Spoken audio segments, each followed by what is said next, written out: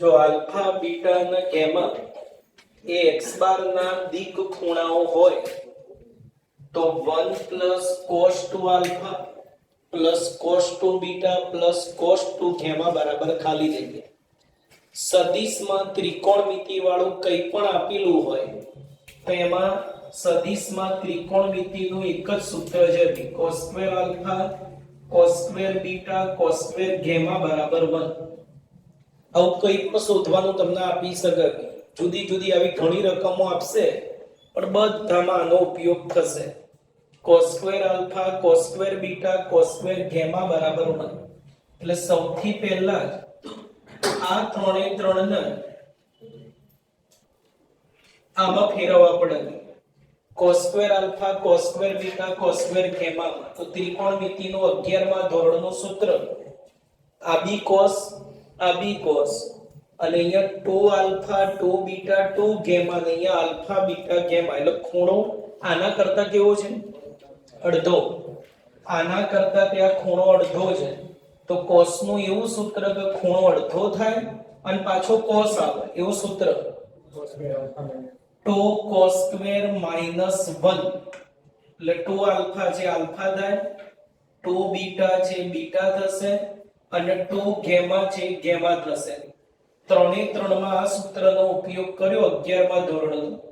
2 cos square minus 1 અને સામે ખૂણો અડધો. કૌંસ છોડી દો બધા. જો કૌંસ છોડો તો કઈ અસર થવાની નહીં. લાંબનામ જ કૌંસ છોડી દઈએ. કૌંસ છોડી દીધા એટલે +1 -1 એક ઉડી ગયું. cos સ્ક્વેર વાળા ત્રણે ત્રણમાંથી 2 કોમન એટલે cos square alpha cos square beta cos square gamma -1 -2 આની કિંમત 1 એટલે 2 * 1 2 અને પેલો -2 2 -2 0. હવે બીજા ઘણા બધા દાખલા પૂછાય છે. કોઈક વાર એવું પૂછાય કે sin square alpha sin square beta અને sin સ્ક્વેર ગેમા બરાબર ખાલી જગ્યા. sin square alpha sin square beta sin square gamma ખાલી જગ્યા. તો એને પણ શેમાં ફેરવવાના? cos માં. તો ધોરણ 10 આલ્ફા બીટા ગેમા અને sin ને cos માં ફેરવવા જતો 1 - cos square 1 - cos square 1 - cos square 1 1 1 3 cos square વાળા ત્રણેયમાંથી cos સ્ક્વેર કોમન કાઢી લો. ત્રણેયમાં cos સ્ક્વેર કોમન. આ સૂત્ર પ્રમાણે 1 3 - 1 2. એટલે આવા બીજા પણ 12 ના દાખલા બનાવી શકાય પણ મેન આ સૂત્ર આવડવું જોઈએ અને ત્રિકોણમિતિના સૂત્રો આવડવા જોઈએ.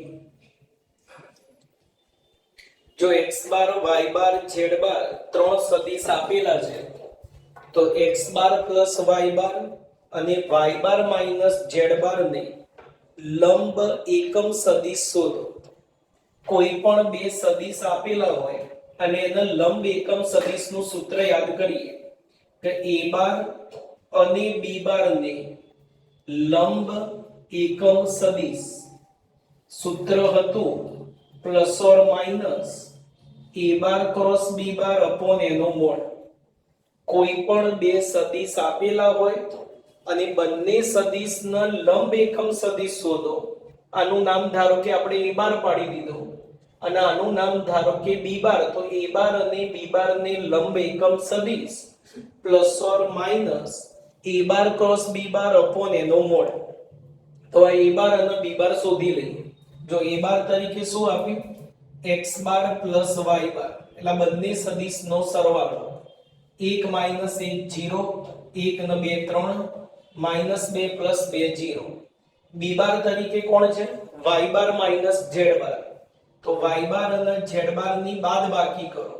-1 - 1 0 2 - 2 0 2 - +1 એટલે 3.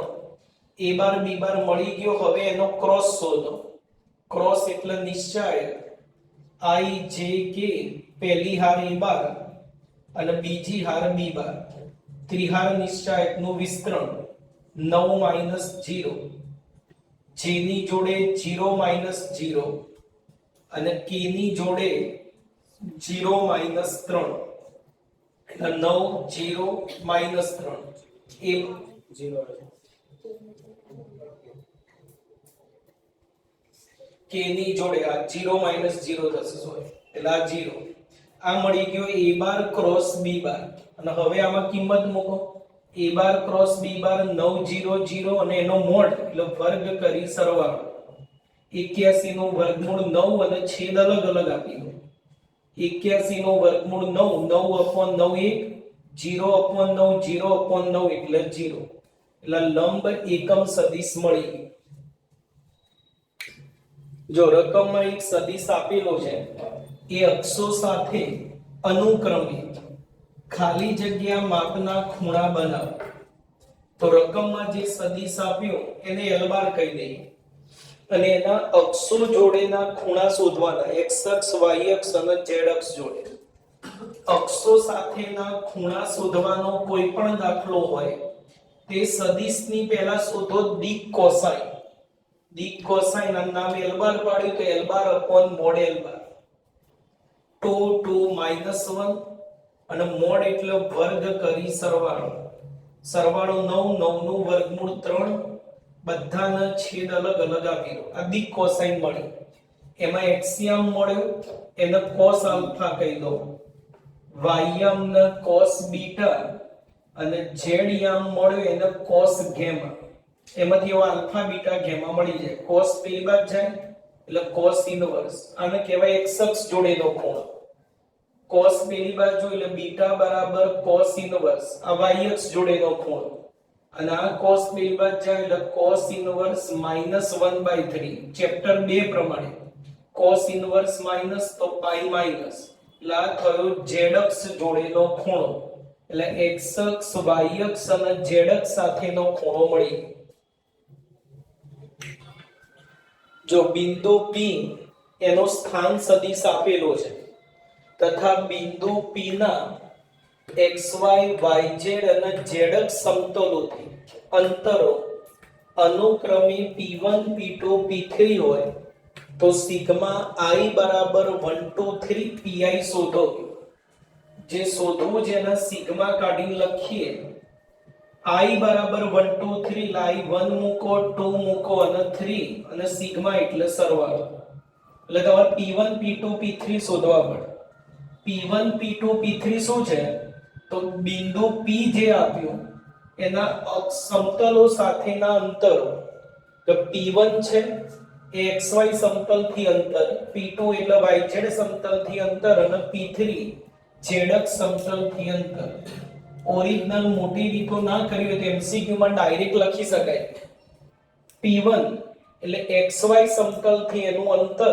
તો આ જે એક્સિયમ હોય એ મોડમાં લઈ લો એટલે 4 પછી yz સમતલથી અંતર 5 અને z અક્ષ સમતલથી અંતર -3 બહાર આવે તો +3 અને ત્રણેયનો સરવાળો માંગ્યો તમને એટલે સરવાળો થઈ જશે 12 એટલે તમને અંતર મળી ગયું p1 p2 p3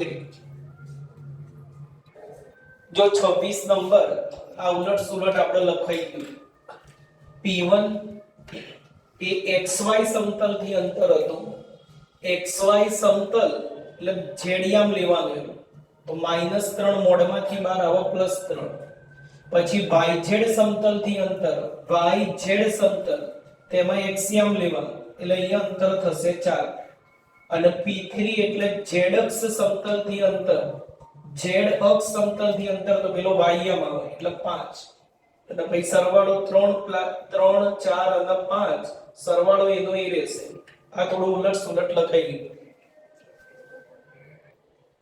જો 27 નંબર a નો સ્થાન સદિશ આ રીતે આપી દીધું બિંદુ a નું xy સમતલથી અંતર p1 છે અને y અક્ષથી અંતર p2 તો p1 p2 શોધો xy સમતલથી અંતર p1 હમણાંની જેમ ડાયરેક્ટ મળી જશે p1 શું થાય xy સમતલથી અંતર એટલે મોડમાં પેલો z યામ લેવાનો -3 બહાર આવે +3 p1 મળી ગયું p2 શું છે તો અક્ષથી અંતર છે તો અક્ષથી અંતર એટલે ડાયરેક્ટ નહીં મળે તો જેમ આ જે બિંદુ A છે એનું y અક્ષથી અંતર શોધવું છે તો y અક્ષ પરનું બિંદુ લાવવું પડે.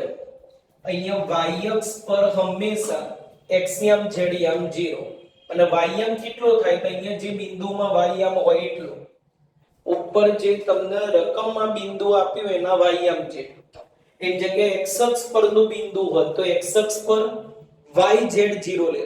x અક્ષ પર y z 0 અને x યામ આવત 4 અને z અક્ષ હોય તો z અક્ષ પર xy 0 z અહીંયા -3 છે તો એમાં -3 અને હવે આ બે વચ્ચેનું અંતર એને p2 કીધું એટલે અંતર AB શોધીએ.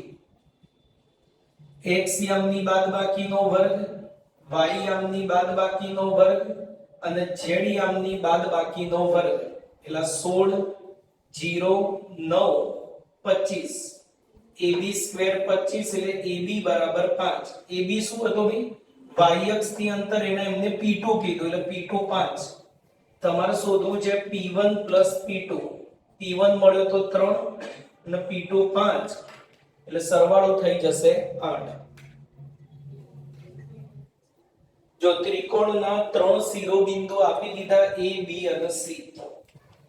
ત્રિકોણના 3 શિરોબિંદુ a b અને c આપેલા છે તો ખૂણા a નો દ્વિભાજક ધારો કે AD કહીએ દ્વિભાજક એટલે એના બે સરખા ભાગ કરે.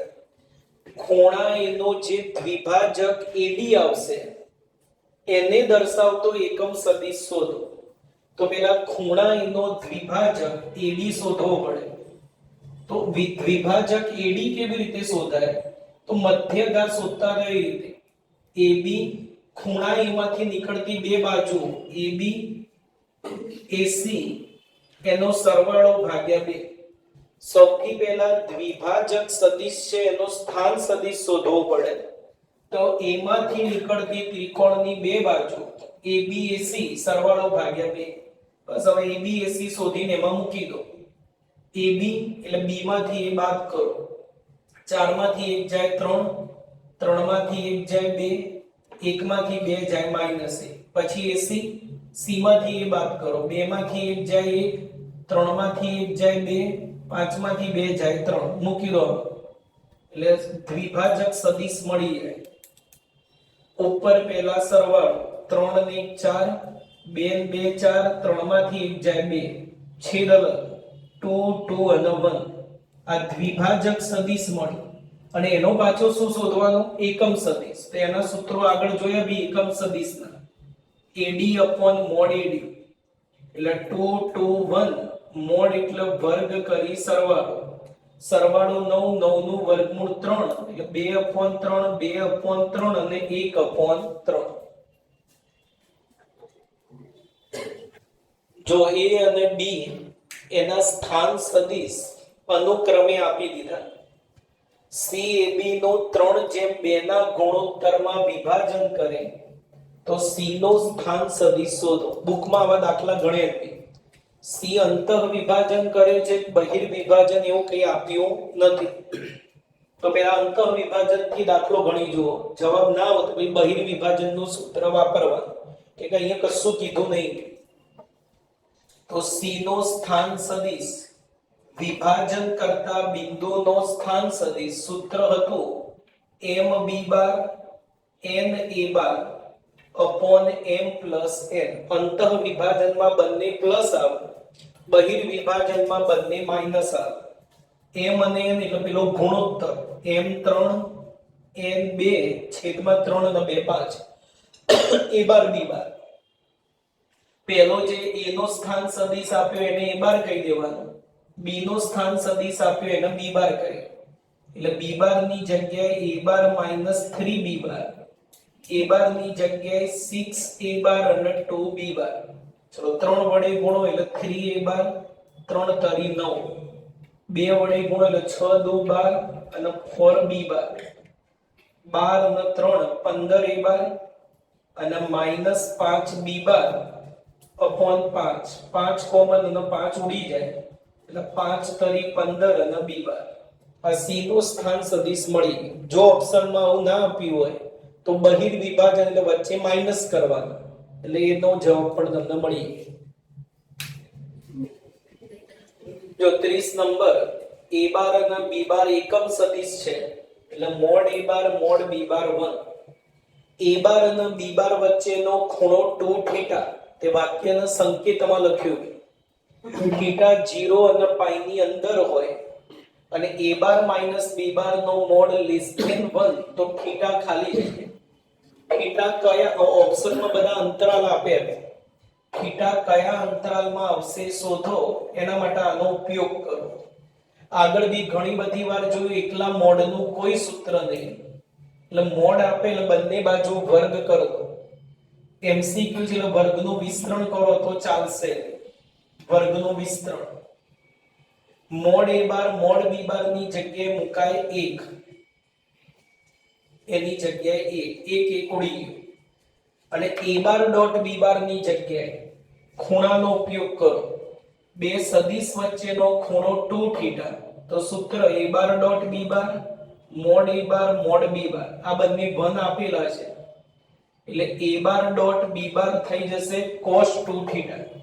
cos 2 થીટા આ 1 1 ઉડી ગયો એટલે 0 પ્લસ 1 3 બાદ જાય તેના માઈનસ 1 માઈનસ કાઢવા બંને બાજુ માઈનસ વડે ગુણો અસમતા બદલાઈ જાય. બે ભાગાકારમાં એટલે cos 2 થીટા ગ્રેટર ધેન 1/2. હવે 1/2 કરતા cos 2 થીટા મોટા. આપણે તો થીટા શોધવો છે તો 1/2 ના cos માં લઈ જાઓ. cos ની કિંમત 1/2 ક્યાં થાય? 60 60 એટલે π/3 અને cos 2 થીટા cos cos ઉડી જાય એટલે π/3 લેસ ધેન 2 થીટા. π/3 કરતા 2 થીટા મોટા તો 2 થીટા કરતા મોટો ખૂણો લખવો હોય પેલી બાજુ અથવા પહેલા કિંમત લખવી હોય તો જો 1/2 કરતા cos મોટા હતા તો હવે સંખ્યા રેખા પર વિચારી 0 1 તો 1/2 અહીંયા ક્યાંક આવે? 1/2 0 અને 1 ની અંદર આવશે. अब 1/2 કરતા cos મોટા છે આ ભાગમાં આવશે તો પેલી બાજુની કિંમત જાતે લખવી તો શું લખાય? 1 કે 1 ની બહાર જાય કે cos નો વિસ્તાર શું હતો? -1 થી 1 1 ની બહાર જાય નહીં એટલે આ કિંમત આપણે ઘરની લખી શકીએ 1 cos 1 ક્યાં થાય? 0 આગળ cos 1 0 આગળ. π/3 કરતા 0 મોટા હોય ના હોય એનો મતલબ ઘટતું વિધેય તો ઘટતું વિધેય કાઢો તો અસમતા બદલાઈ જાય. ચેપ્ટર 6 યાદ કરો.